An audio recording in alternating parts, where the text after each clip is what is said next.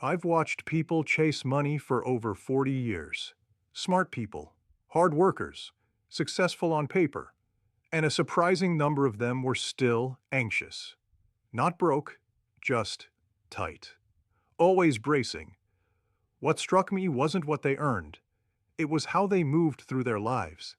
They were always pushing, always fixing, always trying to force something to happen, and almost none of them talked about gratitude because they thought it was soft, passive, or irresponsible. They were wrong. Years ago, someone sat across from me who had done everything right. Good income, disciplined saver, followed the advice. But they were exhausted. Not physically, decision exhausted. Every choice felt heavy. Every purchase required justification. Every market swing felt personal.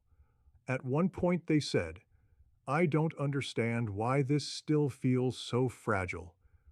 They weren't lacking money. They were lacking orientation. They had no internal signal telling them, this is enough. This is aligned. This is moving forward. What changed wasn't their income. What changed was a quiet question they started asking before decisions. Am I grateful for the life this choice is building, or am I just reacting? That question did something strange. They stopped tolerating things they'd been justifying for years. Commitments that drained them, purchases meant to impress, advice that sounded smart but felt wrong. Gratitude didn't make them passive, it made them selective. And selectivity is where efficiency begins. Ancient wealth builders understood something modern culture forgot. They didn't wait for money to feel settled. They settled first. Gratitude wasn't a reward. It was a positioning system. When you're grateful for the life you're building, not the number you're chasing, your behavior changes. You buy less, but better. You move slower, but cleaner. You say no faster. Money responds to that kind of clarity, not immediately, but reliably. Gratitude is not positive thinking, affirmations, pretending things are fine. Gratitude is alignment. It's the moment you stop confusing motion with progress. Most people skip this step.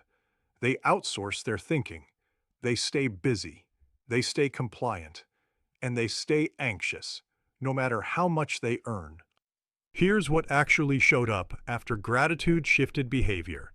Fewer financial leaks, better timing, less urgency, more confidence saying, "Not for me."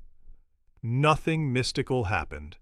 What happened was waste disappeared.